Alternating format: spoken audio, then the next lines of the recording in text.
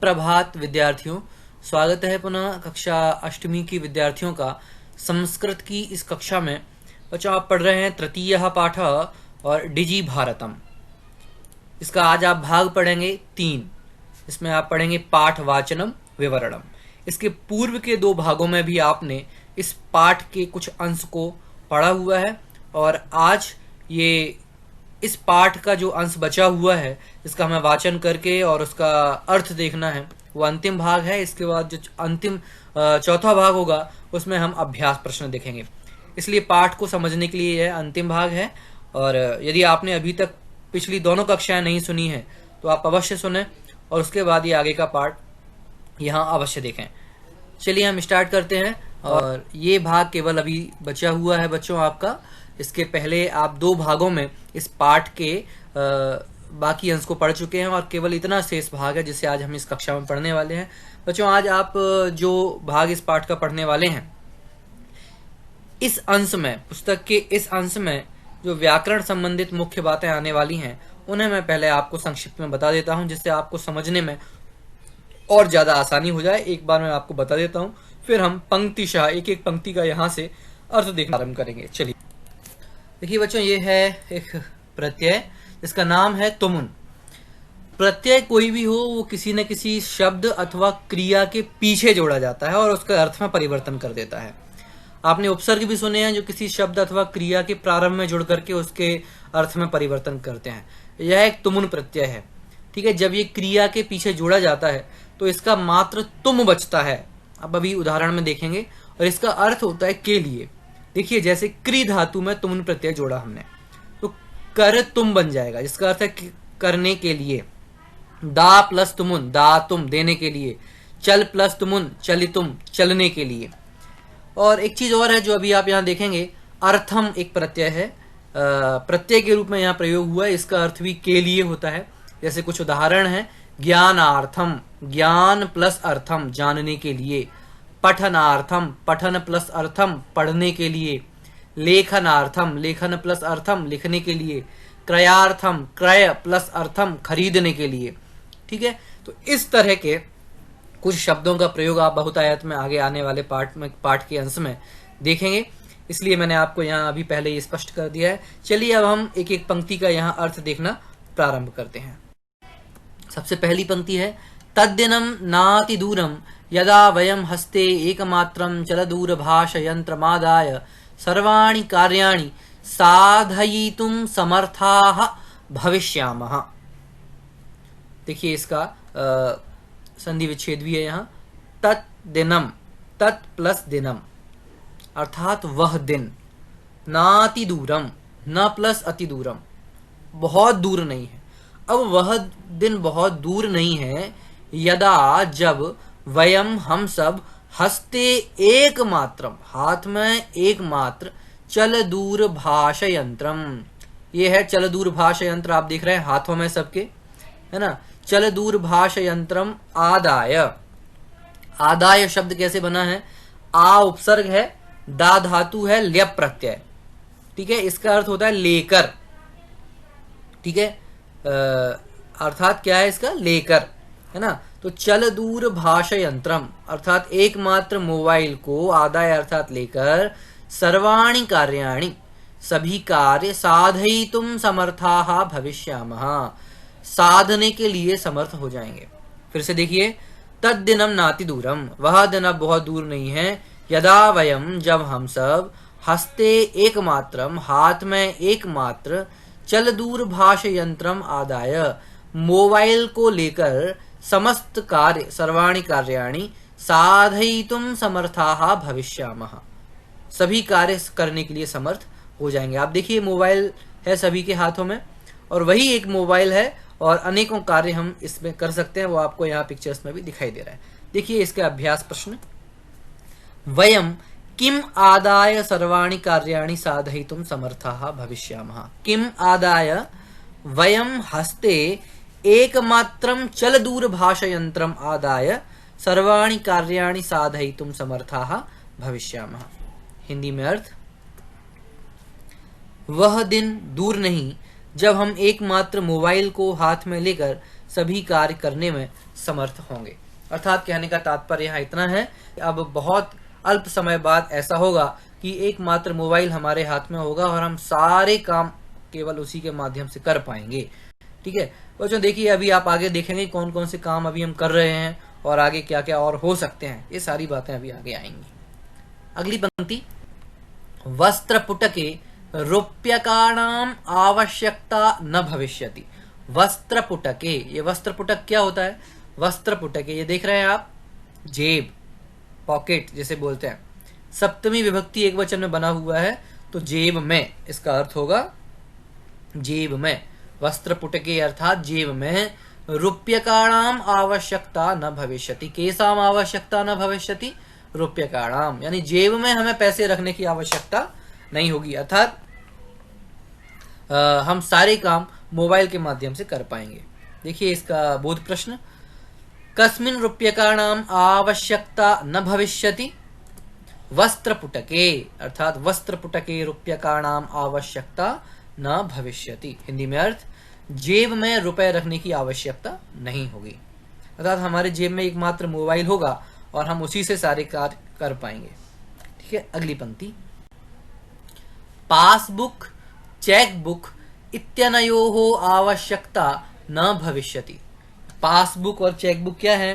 देखिए, पासबुक और चेकबुक, इत्यनयोः, इति अनयोः, अर्थात इन दोनों की, यानी पासबुक और चेकबुक इन दोनों की आवश्यकता न भविष्यति, अर्थात आगे आने वाले समय में हमें पासबुक और चेकबुक इन दोनों की आवश्यकता भी नहीं होगी। ये पासबुक क्या होता है? बैंक से हमें एक पासबुक मिलती है जिसमें हमारे बैंक में जितने भी ट्रांजैक्शंस किए गए हैं उन सब का विवरण इस पासबुक में होता है। ठीक है, और ये है चेकबुक। चेकबुक आप जानते हैं, जब हमें किसी को भुगतान करना हो तो हम अपने एक चेक देते हैं जिसमें जिसको पैसे देने हैं उसका इसमें नाम, उसका अमाउंट, ये सारा विवरण भर करके हम उसे देते हैं। लेकिन भविष्य में इन दोनों की आवश्यकता नहीं होगी। क्यों नहीं होगी? क्योंकि अब जितना भी हमारा ट्रांजैक्शंस का विवरण है वो पूरा हमारे मोबाइल की ई पासबुक में आ जाता है, और चेक बुक हमें किसी को पेमेंट करने के लिए हम इसका प्रयोग करते हैं, है ना। पर अब बहुत सारी जो ई पेमेंट की सुविधाएं हैं, है ना, जिसमें कई सारे ऐप्स हैं उनके माध्यम से हम करते हैं, या फिर IMPS, NEFT, RTGS, ऐसी बहुत सारी सेवाएं हैं जिनके माध्यम से हम रियल टाइम में पेमेंट करने में, भुगतान करने में सक्षम हो गए हैं। इसलिए अब इन चीज़ों की हमें कतई आवश्यकता नहीं होगी। देखिए बोध प्रश्न, कयोः आवश्यकता न भविष्यति? पासबुक चेकबुक इत्यनयोः आवश्यकता न भविष्यति। हिंदी में अर्थ, पासबुक और चेकबुक इन दोनों की आवश्यकता नहीं होगी। पंक्ति, पठनार्थं पुस्तकानां समाचार पत्राणां अनिवार्यता समाप्त प्राया भविष्यति। पठनार्थम, ये आपने देखा है, अर्थम प्रत्यय लगाया था हमने, पहले ही बताया शब्द। पठनार्थम अर्थात पढ़ने के लिए, पुस्तकानाम, है ना, पठन प्लस अर्थम पढ़ने के लिए, पुस्तकानाम अर्थात पुस्तकों की, समाचार पत्राणाम न्यूज़पेपर्स की, अनिवार्यता समाप्त प्राया भविष्यति, समाप्त ही हो जाएगी लगभग। ठीक है, पढ़ने के लिए आज हम किताबें हैं नहीं चाहिए, हम अपने मोबाइल में, लैपटॉप में या टैबलेट में टेक्स्ट बुक्स जो भी हैं डाउनलोड करके पढ़ सकते हैं, है ना। समाचार पत्र ई पेपर्स हैं हमारे पास, हम उन्हें डाउनलोड करके उन्हें पढ़ लेते हैं। इसलिए हमें पठनार्थम यानी पढ़ने के लिए पुस्तकों की और समाचार पत्रों की अनिवार्यता प्रायः लगभग समाप्त भविष्यति, समाप्त ही हो जाएगी। ठीक है, देखिए बोध प्रश्न, पठनार्थम केषाम अनिवार्यता समाप्त प्रायः भविष्यति?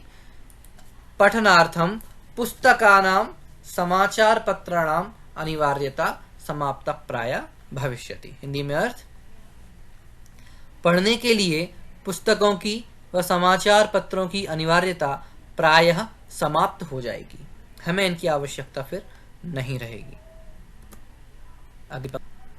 लेखनार्थम अभ्यास पुस्तिकायाः कर्गदस्य वा नूतन ज्ञानान्वेषणार्थम शब्दकोशस्यापि आवश्यकता न भविष्यति।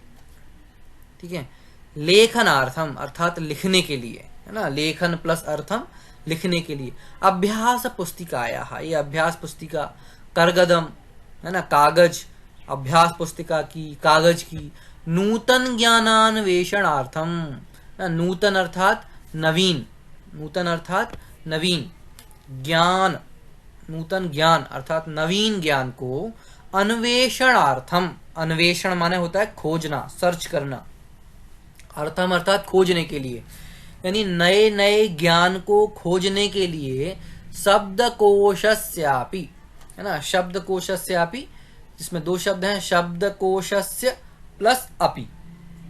शब्दकोश क्या होता है? ये डिक्शनरी, जैसे हम शब्दकोश बोलते हैं।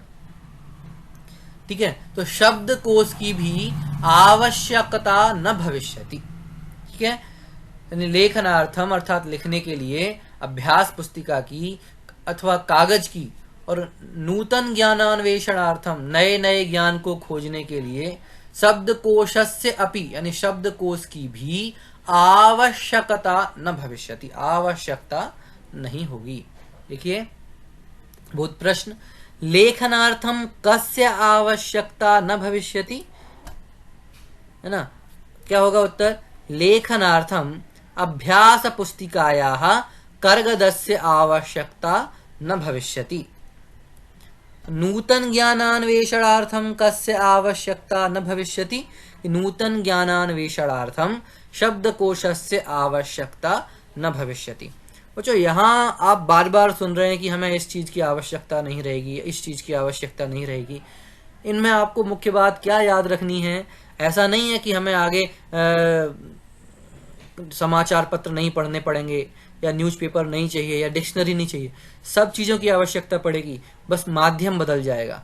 फिर हमें साक्षात ये लेने की आवश्यकता नहीं है, एकमात्र मोबाइल में ही ये सारी चीज़ें इलेक्ट्रॉनिक रूप में हमारे पास उपलब्ध हो सकेंगी। यहाँ कहने का तात्पर्य यह, हिंदी में अर्थ, लिखने के लिए नोटबुक व कागज की, नवीन ज्ञान को खोजने के लिए शब्दकोश की भी आवश्यकता नहीं होगी।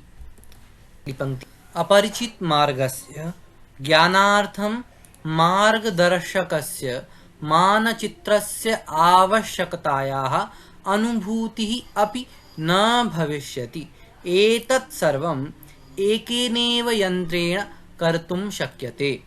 क्या कह रहे हैं यहाँ? अपरिचित मार्गस्य अर्थात वह मार्ग जिसके लिए, जो मेरे लिए अपरिचित है, जिसे हम जानते नहीं हैं, उस मार्ग के ज्ञानार्थम, ज्ञान प्लस अर्थम अर्थात जानने के लिए, अर्थात अपरिचित रास्ते को जानने के लिए, मार्गदर्शकस्य मानचित्रस्य, मार्गदर्शक अर्थात मार्ग दिखाने वाला, मानचित्र अर्थात मैप। तो क्या कहा यहाँ कि मार्ग दिखाने वाले मानचित्र की आवश्यकतायाः अनुभूति, आवश्यकता की अनुभूति, अपि अर्थात भी, न भविष्यति नहीं होगी। फिर से देखिए, अपरिचित मार्गस्य ज्ञानार्थम अर्थात अपरिचित मार्ग के जानने के लिए मार्ग को दिखाने वाले मानचित्र की आवश्यकता की अनुभूति भी नहीं होगी। ठीक है, यहाँ देखिए आप, मार्गदर्शकस्य मानचित्रस्य, इसमें मार्गदर्शकस्य यह पद विशेषण है और मानचित्रस्य यह विशेष्य है, क्योंकि मार्गदर्शकस्य यह विशेषता बता रहा है मानचित्रस्य इस पद की। आगे, एतत् सर्वम अर्थात यह सब, एकेनेव, एकेन प्लस एव यंत्रेण, यानी एक ही यंत्र से कर्तुं शक्यते, यानी ये समस्त कार्य एक ही यंत्र से करना संभव होंगे। एक यंत्र कौन होगा? वो मोबाइल।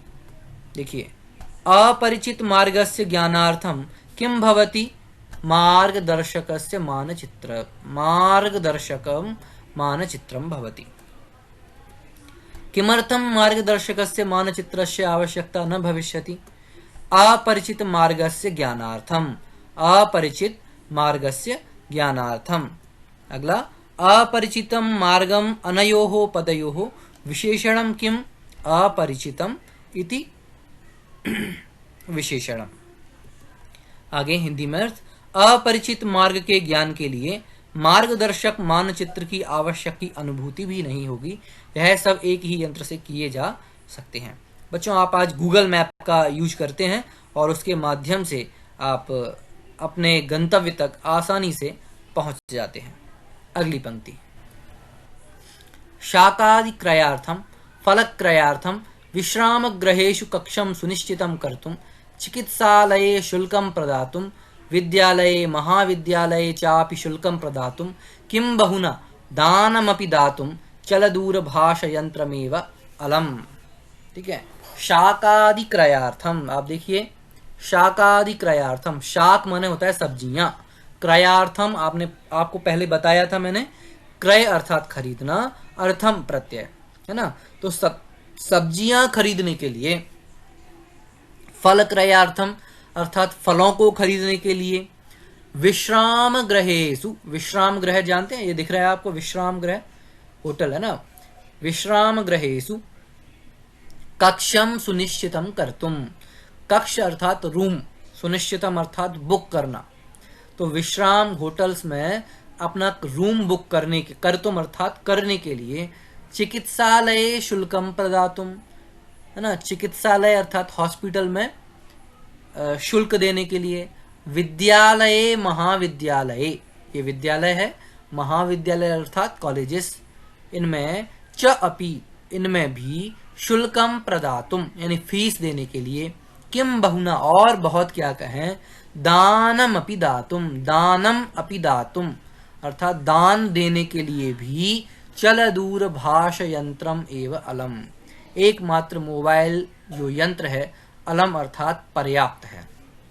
ठीक है, फिर से देखिए इसका अर्थ, शाकादि क्रयार्थम अर्थात सब्जियां खरीदने के लिए, फल क्रयार्थम फल खरीदने के लिए, विश्राम गृहेषु कक्षम सुनिश्चितम कर्तुम यानी होटल्स में रूम बुक करने के लिए, और चिकित्सालय शुल्कम प्रदातुम हॉस्पिटल में फीस देने के लिए, विद्यालय अर्थात स्कूल्स में, महाविद्यालय अर्थात कॉलेजेस में, च अपि इनमें भी शुल्कम प्रदातुम है ना, तो स्कूल और कॉलेजेस में भी फीस देने के लिए, किम बहुना बहुत क्या, दानम अपि दातुम अर्थात दान देने के लिए भी, चल दूरभाष यंत्रम एव अलम, चल दूरभाष यंत्र ही पर्याप्त है। ठीक है, देखिए कुछ प्रश्न है यहाँ, चल दूरभाष यंत्रेण किम किम कर्तुम शक्यते, इसमें बहुत सारी चीजें बताई हैं कि हम क्या क्या कर सकते हैं। ठीक है, देखिए शाकादि क्रयम फल खरीद सकते, सब्जियां खरीद सकते हैं, फल क्रयम फल खरीद सकते हैं, विश्राम गृहेषु कक्षम सुनिश्चितम कर्तुम है ना, चिकित्सालय शुल्कम प्रदातुम, विद्यालय महाविद्यालय चापि शुल्कम प्रदातुम, किम बहुना दानमपि दातुम चल दूरभाष यंत्रमेव अलम। हिंदी में अर्थ, सब्जियों को खरीदने के लिए, फल खरीदने के लिए, होटल में रूम बुक करने के लिए, चिकित्सालय में फीस देने के लिए, विद्यालय व महाविद्यालय में फीस देने के लिए, बहुत क्या दान भी देने के लिए मोबाइल ही पर्याप्त है। और अंतिम पंक्ति, डिजी भारतम इति अस्याम दिशि वयम भारतीयाः द्रुतगत्या अग्रेसरामः। डिजी भारतम इति अस्याम दिशि, ठीक है, डिजी भारतम इस दिशा में, द्रुतगत्या अर्थात तीव्र गति से, वयम अस्याम दिशि इस दिशा में, वयम भारतीय हम भारतीय, द्रुतगत्या अर्थात तीव्र गति से, अग्रे सरामः, अग्रे सरामः अर्थात आगे जा रहे हैं।